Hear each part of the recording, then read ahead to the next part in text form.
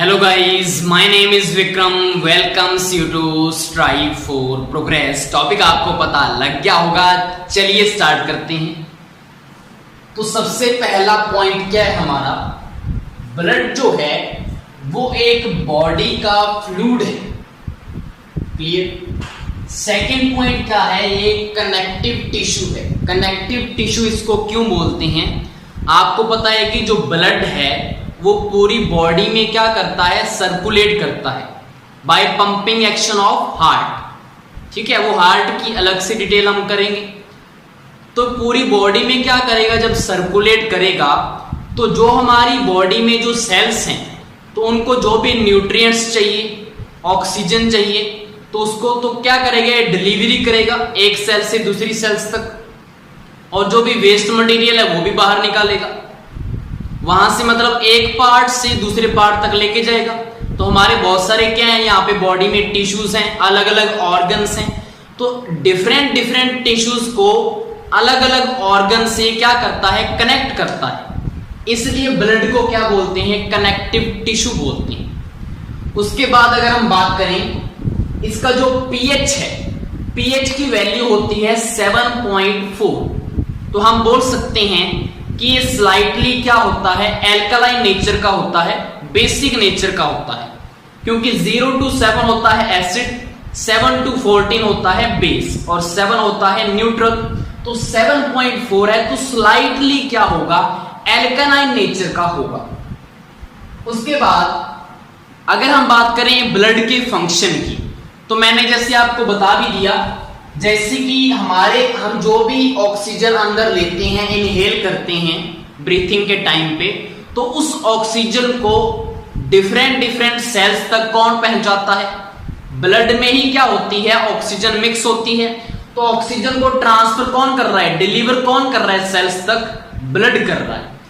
उसके बाद अब ये डिलीवर कर रहा है, साथ के साथ जब वहां पे माइटोकॉन्ड्रिया में एनर्जी बनेगी, साथ के साथ CO2 बाहर निकलेगी और हमारी बॉडी में यूरिया वगैरह बनेगा। ठीक है, और लैक्टिक एसिड बनता है। तो उनको सेल से बाहर निकालने का काम, वहां से दूर लेके जाने का काम भी किसका है, ब्लड का है। मतलब ऑक्सीजन को लेके आने का, कार्बन डाइऑक्साइड को वहां से बाहर लेके जाने का, लैक्टिक एसिड को बाहर लेके जाने का, यूरिया को बाहर निकालने का। तो किसके थ्रू जाएगा, वो ब्लड के थ्रू ही तो जाएगा हमारी बॉडी से। ठीक है, तो यहाँ पे O2, CO2, urea, lactic acid ये पता लग गया। सारे मैंने शॉर्ट यहाँ पे नोट्स बनाए हैं जिसको मैं एक्सप्लेन करूंगा। तो 4 पॉइंट हो गए। 5वां पॉइंट है ब्लड वेसल्स। अब ब्लड को आने जाने के लिए, सर्कुलेशन के लिए क्या चाहिए, पाइप्स चाहिए, तो उनको बोलते हैं ब्लड वेसल्स। अब ये कैसी कैसी होती हैं, एक तो आर्टरीज होती हैं जिसमें क्या बहता है, प्योर ब्लड बहता है। उसके बाद एक वेन्स होती हैं जिसमें इम्प्योर ब्लड क्या करता है, फ्लो करता है। उसके बाद आपने नाम सुना होगा कैपिलरीज। हमारे जो आगे के ऑर्गन्स हैं, जैसे हार्ट के अंदर या लिवर के अंदर, बिल्कुल जहां पे बिल्कुल थोड़ा थोड़ा स्पेस है, तो बिल्कुल पतली पतली सी पाइपें भी होती हैं ब्लड को लेके जाने के लिए। ठीक है, जहां पे सेंसिटिव पार्ट होता है तो वहां पे ब्लड को कौन लेके जाता है, कैपिलरीज लेके जाती है। और आपने ये भी सुना होगा कि हार्ट के अंदर क्या होती है, सबसे बड़ी आर्टरी होती है जिसको क्या बोलते हैं, एओर्टा बोलते हैं। ठीक है, तो ये आपने सुना होगा। तो ये ब्लड वेसल्स हैं। पल्मोनरी आर्टरी सुना होगा आपने, पल्मोनरी वेन्स सुनेंगे हम। ये हार्ट का जब आएगा ना सारा, तो मैं आपको बताऊंगा। ऊपर से मैंने बता दिया क्योंकि हमारा टॉपिक आज का है ब्लड, कि ब्लड क्या है। तो हमारा ब्लड वेसल्स हो गया, आर्टरीज, वेन्स, कैपिलरीज। उसके बाद अगर हम बात करें ब्लड में क्या क्या चीज है, तो ब्लड में जो लिक्विड पार्ट है, जो कितना परसेंट होता है टोटल ब्लड का, 55%। ब्लड का जो 55% पार्ट है वो होता है प्लाज्मा, लिक्विड पार्ट है। और प्लाज्मा में क्या क्या होते हैं, इसमें वाटर होता है, सॉल्ट होता है, प्रोटीन्स होते हैं, ग्लूकोज वगैरह आगे पॉइंट आएगा।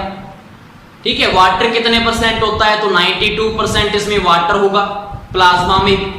ठीक है, और अगर हम बात करें 45% की, तो 45% इसमें क्या होती हैं, सेल्स होती हैं। अब सेल्स कौन कौन सी होती हैं? आरबीसी हो गया, रेड ब्लड सेल्स, डब्ल्यूबीसी हो गया, व्हाइट ब्लड सेल्स, और इसमें प्लेटलेट्स होते हैं।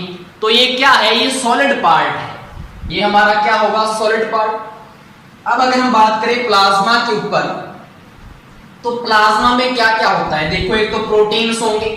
अब प्रोटीन में भी कौन सा मेन है? एल्ब्यूमिन प्रोटीन, क्योंकि जो एल्ब्यूमिन प्रोटीन है, हमारी जो ब्लड वेसल्स हैं जिसमें ब्लड फ्लो कर रहा है, तो वहां पे ऑस्मोटिक जो प्रेशर होगा उसको कौन रेगुलेट करता है? Albumin protein. यही उसको क्या करेगा? रेगुलेट करेगा। किसमें है? प्लाज्मा में मिक्स है। इसमें ग्लूकोज भी होगा। जो भी हम फूड इनटेक करते हैं उसमें कार्बोहाइड्रेट होता है, जिसका एंड प्रोडक्ट क्या होगा? ग्लूकोज होगा। तो वो भी किसमें मिक्स है? ब्लड के अंदर। और ब्लड में लिक्विड पार्ट कौन सा है? प्लाज्मा। तो प्लाज्मा में क्या है? ग्लूकोज भी है, तो यहाँ पे ग्लूकोज हो गया। न्यूट्रिएंट्स जो भी हैं, विटामिन हैं, न्यूट्रिएंट्स, मिनरल्स, वो भी किसमें मिक्स हैं? ब्लड के अंदर। तो ब्लड में क्या है? Plasma, liquid part. उसके बाद जो हार्मोन्स हैं, हार्मोन्स डायरेक्ट किसमें छोड़े जाते हैं? ब्लड में। तो ब्लड के अंदर लिक्विड पार्ट में, प्लाज्मा में क्या है? मिक्स, हार्मोन्स भी हैं। उसके बाद जो CO2 बाहर निकलती है वो भी इसी में होती है, प्लाज्मा में। और उसके बाद ब्लड सेल्स जो आरबीसी, डब्ल्यूबीसी हैं, ये है तो किसके अंदर? ब्लड में। ब्लड में लिक्विड पार्ट के अंदर ही तो क्या तैर रही हैं? ये सेल्स तैर रही हैं। ऐसे नहीं है कि इसका पार्ट अलग है, कुछ है तो प्लाज्मा के अंदर ही मिक्स ना, तो प्लाज्मा की पार्ट है। उसके बाद अगर प्लाज्मा के कलर की बात करें तो येलो कलर का होता है प्लाज्मा, ठीक है। उसके बाद हम बात करेंगे आरबीसी के ऊपर, रेड ब्लड सेल्स। अब रेड ब्लड सेल्स जो हैं, इनका एक और नाम है जो आपको पता होना चाहिए, इनको बोलते हैं एरिथ्रोसाइट। एरिथ्रोसाइट्स भी इसका क्या है? नाम है आरबीसी का, रेड ब्लड सेल्स, ठीक है। उसके बाद अगर हम बात करें बोन मैरो की, बोन मैरो क्या है? एक स्पंजी मटेरियल है जो हमारे बोन्स के अंदर होता है, जहां पे ये जो सेल्स हैं इनकी क्या होती है? प्रोडक्शन होती है। ये सेल्स सारी जहां पे बनती हैं उसको बोला जाता है bone marrow. Next, abundant cell. अगर हम बात करें तीनों सेल्स के कंपैरिजन की, तो सबसे ज्यादा ब्लड में कौन सी सेल होती हैं? RBC cells. तो अबाउंडेंट सेल्स कौन सी हैं? आरबीसीज। आरबीसीज क्या है? अबाउंडेंट सेल्स हैं, काफी ज्यादा होती हैं आरबीसी। उसके बाद आरबीसी में अगर हम बात करें तो इसमें होता है हीमोग्लोबिन। हीमोग्लोबिन क्या है? आयरन कंटेनिंग प्रोटीन है, ठीक है। इसी हीमोग्लोबिन की वजह से क्या होता है? ब्लड का कलर कैसा होता है? रेड कलर होता है, क्योंकि इसमें क्या है? आयरन है, और आयरन कैसा होगा? रेड कलर का होगा। क्लियर? तो यहाँ पे क्या है? हीमोग्लोबिन है। अब हीमोग्लोबिन का काम क्या है? हीमोग्लोबिन क्या करता है? जो भी हमारे ब्लड में मिक्स होती है ऑक्सीजन, तो उसके साथ क्या बना लेता है? बॉन्ड बना लेता है। और जैसे जैसे ब्लड फ्लो करता है हमारी सेल्स की तरफ, तो हीमोग्लोबिन से ऑक्सीजन बाहर निकलकर सेल्स के अंदर चली जाती है, ठीक है। तो ये काम है हीमोग्लोबिन का, ऑक्सीजन को कहां तक पहुंचाना है? सेल्स तक। उसके बाद है वर्टेब्रेट ब्लड की बात करें, मतलब जो भी वर्टेब्रेट हैं, वर्टेब्रेट मतलब जिनके रीढ़ की हड्डी होती है, उनकी बात करें, उनके ब्लड में अगर उनका ब्लड ब्राइट रेड है, तो उसका तो मतलब है उनका जो हीमोग्लोबिन है वो ऑक्सीजनेटेड है, मतलब ऑक्सीजन उसके साथ क्या है? चिपका हुआ है। अगर उनके ब्लड का कलर डार्क रेड है, तो उसका मतलब क्या है? जो हीमोग्लोबिन है वो डीऑक्सीजनेटेड है, मतलब ऑक्सीजन उसके साथ क्या है? चिपका हुआ नहीं है। क्लियर? तो ब्राइट रेड और डार्क रेड ब्लड का पता लग गया आपको, तो ये पॉइंट होगी। उसके बाद अगर हम बात करें आरबीसी में, न्यूक्लियस जो है वो अब्सेंट होता है, न्यूक्लियस इसमें नहीं होता। उसके बाद अगर इसके लाइफ स्पैन की बात करें, तो आरबीसी जो है इसका जो लाइफ स्पैन है वो होता है 120 डेज। 120 डेज क्या होता है? इसका लाइफ स्पैन होता है। उसके बाद हम बात करेंगे डब्ल्यूबीसी। डब्ल्यूबीसी क्या है? व्हाइट ब्लड सेल्स हैं। अब इनको क्या बोला जाता है? इसका जो दूसरा नाम है इसको बोला जाता है ल्यूकोसाइट्स। ल्यूकोसाइट्स, इसको बोला जाता है ल्यूकोसाइट्स, ठीक है। अब डब्ल्यूबीसी में अगर हम बात करें तो इसका काम क्या है? डब्ल्यूबीसी हमारे इम्यून सिस्टम का पार्ट है। जो भी हमारे ब्लड में जो फॉरेन एंटीजन, जो भी यहाँ पे पैथोजन वगैरह है, बैक्टीरिया वगैरह, फंजाई वगैरह, वायरस वगैरह, जो भी हमारे ब्लड में एंटर करेंगे तो ये इसके ऊपर क्या करेगा, अटैक करेगा। किसकी हेल्प से, एंटीबॉडीज की हेल्प से उसको आइडेंटिफाई करेगा कि हमारी बॉडी का तो ये है नहीं, तो इसके ऊपर अटैक करते हैं। ठीक है, अब वो एंटीबॉडीज जो हैं, एंटीबॉडीज क्या हैं, एंटीबॉडीज के भी अलग अलग टाइप हैं। यहां पे एंटीबॉडीज को हम इम्यूनोग्लोबुलिन भी बोलते हैं, इम्यूनोग्लोबुलिन। अब इम्यूनोग्लोबुलिन है कितने, तो यहां पे देख सकते हैं आप, मैं आपको डिटेल से बता देता हूं। IgG, उसके बाद IgA है, एक है हमारे पास IgM, उसके बाद IgD भी है, उसके बाद IgE है। तो ये क्या है, एंटीबॉडीज हैं, आइसोटॉप है एंटीबॉडीज के। इसका भी एक थोड़ा थोड़ा फंक्शन देख लेते हैं हम। अगर हम बात करें IgG की, ये जो एंटीबॉडी है, ये मदर के पेट में क्या होता है, न्यूबॉर्न बेबी होता है, फोएटस होता है, वहां पे एक प्लासेंटा होता है जो क्या है, मदर से किसके साथ कनेक्ट होता है, न्यूबॉर्न बेबी या फोएटस के साथ कनेक्ट होता है। तो प्लासेंटा के जरिए ये एंटीबॉडी किस में चली जाती है, बेबी में, और बेबी में क्या करती है, कोई भी अगर कोई बैक्टीरिया इन्फेक्शन वगैरह है तो उसको क्या करेगा, वो उसके ऊपर अटैक करेगा, उसको खल्लास करेगा, किल करेगा। ठीक है, तो कहां से आती है, प्लेसेंटा के जरिए आती है ये वाली एंटीबॉडी। उसके बाद अगर हम बात करें यहां पे जो IgA है, IgA क्या है, हम जो रेस्पिरेटरी हमारा सिस्टम चलता है तो हम क्या कर रहे हैं, ऑक्सीजन ले रहे हैं, तो बाहर से एयर के थ्रू अगर कोई बैक्टीरिया वगैरह हमारे अंदर घुस जाते हैं तो उसके ऊपर अटैक कौन करेगा, IgA करेगा।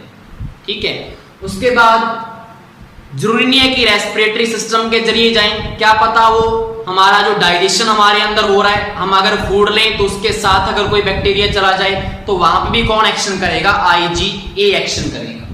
तो IgA हो गया। उसके बाद अगर हम बात करें IgM की, तो IgM क्या है, जो बीटा सेल्स हैं, कौन सी, लिम्फोसाइट वाली, उसको क्या करेगा, ये स्टिमुलेट करेगा कि उसको एक्शन करने के लिए बोलेगा। उसके बाद IgM के बारे में एक और इंपॉर्टेंट इंफॉर्मेशन क्या है, जो IgM है वो लार्जेस्ट इम्यूनोग्लोबुलिन है। आपने याद रखना है, लार्जेस्ट इम्यूनोग्लोबुलिन कौन सा है, IgM, और ये फर्स्ट भी है, फर्स्ट भी यही है।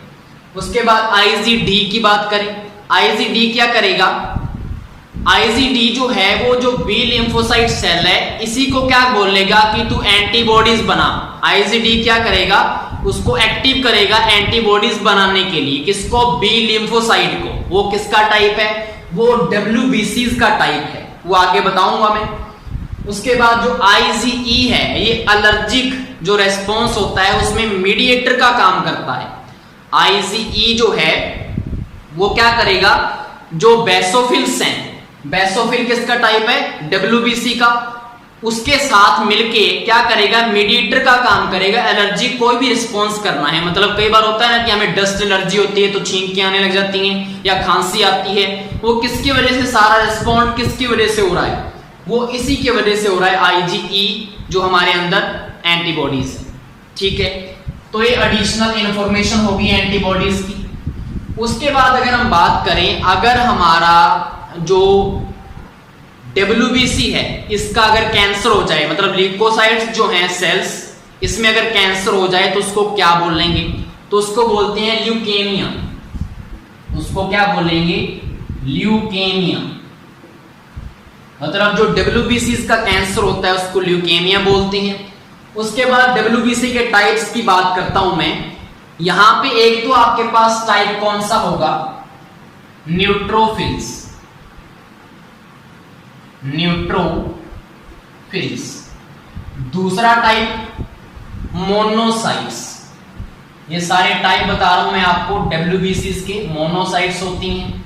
उसके बाद तीसरा टाइप इओसिनोफिल, इओसिनोफिल्स। उसके बाद फोर्थ टाइप लिम्फोसाइट, लिम्फोसाइट्स हो गया, और लास्ट फिफ्थ टाइप क्या है, बेसोफिल्स। बेसोफिल्स, अब इनके क्या क्या काम है? अगर हम बात करें बेसोफिल्स की और इओसिनोफिल्स की, तो ये दोनों क्या करती हैं, एलर्जिक रिस्पॉन्स में इनका क्या होता है, काम होता है। अगर कोई भी हमें किसी चीज से एलर्जी है तो जो वहां पे एक्टिविटी होगी बाहर, मतलब कईयों के क्या होती है, यहाँ पे खुजली होने लग जाती है, कईयों को छींकें आने लग जाती हैं, कईयों को खांसी आती है, वो किसकी वजह से हो रहा है, वो इन्हीं की वजह से हो रहा है, इओसिनोफिल और बेसोफिल्स की वजह से। लेकिन इओसिनोफिल क्या करता है, साथ के साथ ये जो पैरासाइट है या फॉरेन कोई भी सेल्स आ चुकी हैं तो उनको ये किल भी करेगा। ठीक है, ये सिर्फ क्या करेगा, एलर्जिक रिस्पॉन्स देगा। उसके बाद अगर हम बात करें मोनोसाइट की, मोनोसाइट का काम क्या है, जो भी हमारे ब्लड में जो पुरानी सेल्स हैं, जो सेल्स बूढ़ी हो चुकी हैं, जो डैमेज सेल्स हैं, उनको ये क्या करेगा, क्लियर कर देगा ब्लड से। तो मोनोसाइट का काम हो गया। न्यूट्रोफिल्स का काम क्या है, ये बैक्टीरिया अगर हमारे बॉडी में है, फंजाई आ गया या फॉरेन कोई भी जो है पैथोजन हमारी बॉडी में है, तो वहां पे न्यूट्रोफिल काम करता है उनको किल करने का, मारने का। नेक्स्ट बात करते हैं हम लिम्फोसाइट की। तो लिम्फोसाइट का काम है एंटीबॉडीज को बनाना, या जो हमारे अंदर वायरस वगैरह घुस चुका है तो उसके ऊपर जो फाइट करेगा वो कौन करेगा, लिम्फोसाइट। तो ये हो गया हमारा लिम्फोसाइट जो क्या बनाता है, एंटीबॉडीज। तो ये सारे क्या है, डब्ल्यूबीसी के टाइप्स हैं।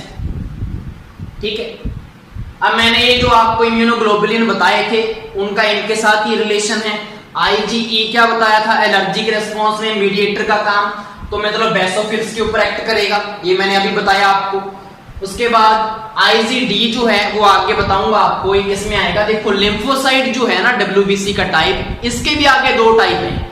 कौन कौन से, एक तो बी लिम्फोसाइट, एक टी लिम्फोसाइट, एक और होती है वैसे नेचुरल किलर, क्या बोलते हैं इसको, नेचुरल किलर। ये फैगोसाइट नेचर की होती है, मतलब जो भी पैथोजन आएगा उसको खा जाएगा, फीड करेगा। बी लिम्फोसाइट जो है ये एंटीबॉडीज बनाती है। बी लिम्फोसाइट क्या बनाएगी, एंटीबॉडीज।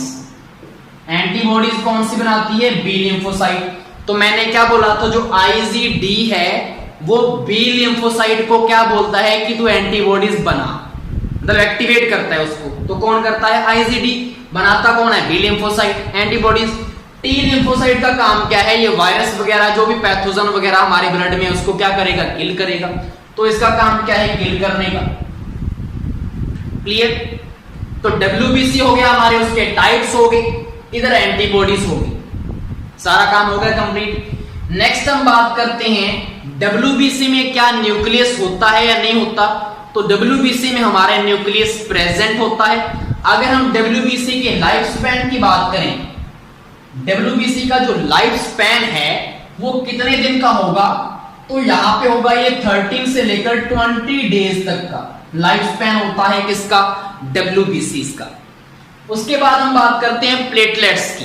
प्लेटलेट्स का काम क्या है, पहले तो इसका नाम देख लो, दूसरा क्या है नाम, इसको बोलते हैं थ्रोम्बोसाइट्स। क्या बोलते हैं इसको, थ्रोम्बोसाइट्स बोलते हैं।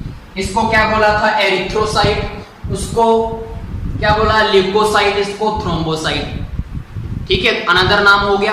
अब प्लेटलेट्स जो हैं इनका काम है, अगर ब्लड में क्या हो जाए, कहीं पे भी कट लग जाए, हमें घाव हो जाता है, ब्लड निकलने लग जाता है, तो ब्लड अपने आप रुक जाता है ना। वो किसकी वजह से रुकता है, ब्लड क्लॉटिंग होती है वहां पे, और ब्लड क्लॉटिंग में हेल्प कौन करता है, यही प्लेटलेट्स ब्लड क्लॉटिंग में हेल्प करते हैं।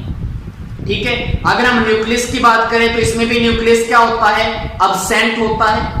और अगर हम इसके लाइफ स्पैन की बात करें तो प्लेटलेट्स का जो लाइफ स्पैन है, किसका, प्लेटलेट्स का लाइफ स्पैन 6 डेज का होता है, 6 दिन का, 6-7 दिन का क्या होगा, प्लेटलेट्स का लाइफ स्पैन होगा। न्यूक्लियस क्या है, अब्सेंट है। थ्रोम्बोसाइट इसका दूसरा नाम है, काम क्या है, ब्लड क्लॉटिंग में हेल्प करेगा। Platelets complete. नेक्स्ट हम बात करते हैं टाइप्स ऑफ ब्लड। तो ब्लड में टाइप का मतलब क्या है कि ब्लड ग्रुप की बात करते हैं। तो ब्लड ग्रुप क्या क्या होते हैं, ए बी और ओ। मेनली क्या होते हैं, 4 ब्लड ग्रुप होते हैं। एबीओ ब्लड ग्रुप किसने डिस्कवर किया था, 1901 में कार्ल लैंडस्टीनर। कार्ल लैंडस्टीनर जो है साइंटिस्ट, इन्होंने 1901 में एबी ब्लड ग्रुप की डिस्कवरी की। उसके बाद क्या हुआ, रेसिस एक मंकी है, वहां से RH फैक्टर की डिस्कवरी हुई। किसने की? एक तो वही लैंडस्टीनर और साथ में एक साइंटिस्ट का नाम आता है वीनर। कब की? 1940 में। तो वहां से RH जो फैक्टर है उसके भी क्या है, डिस्कवरी हुई। तो ब्लड ग्रुप हमारा RH पॉजिटिव भी हो सकता है, RH नेगेटिव भी हो सकता है। तो अगर वो RH पॉजिटिव है तो पॉजिटिव वाले कितने हो गए? 4 ये हो गए। अगर वो RH नेगेटिव है तो 4 दूसरे नेगेटिव वाले, तो 4 और 4 कितने हो गए? 8। तो हम बोल सकते हैं कि टोटल ब्लड ग्रुप फिर कितने हो गए? 8 ब्लड ग्रुप क्या हो गए? टोटल हो चुके हैं RH के according.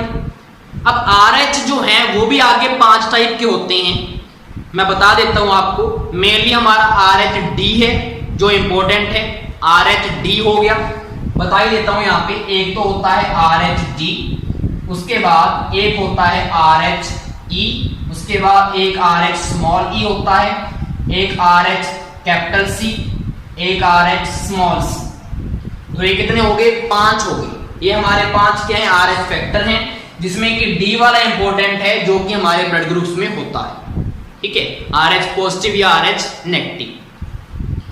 AB blood group system हमारा हो गया कार्ल लैंडस्टीनर 1901 में।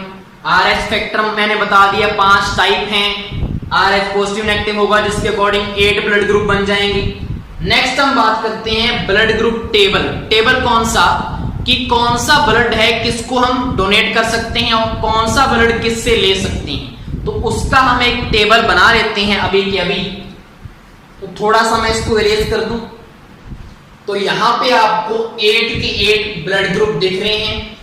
कैन गिव टू मतलब ये जो ब्लड है किनको दे सकते हैं, और कैन रिसीव फ्रॉम और ये ब्लड किनसे ले सकते हैं। तो यहां पे चेक करो आप, ओ नेगेटिव जो ब्लड ग्रुप है वो किसी भी ब्लड ग्रुप वाले को क्या दे सकता है? ब्लड दे सकता है, एवरीवन। ठीक है, इसलिए इसको क्या बोलते हैं? Universal donor. और यहां पे आप देखो AB जो पॉजिटिव है वो किसी भी ब्लड ग्रुप से क्या ले सकता है? ब्लड ले सकता है। किसी भी ब्लड ग्रुप का क्या लेगा? ब्लड ले सकता है। तो यूनिवर्सल रिसीवर इसको बोल देते हैं AB पॉजिटिव को। तो यहां पे स्टार लगा लें आप। AB पॉजिटिव क्या है? Universal receiver. और यूनिवर्सल डोनर क्या है? O negative. क्लियर? अब दूसरा जो टेबल है वो देख लो आप।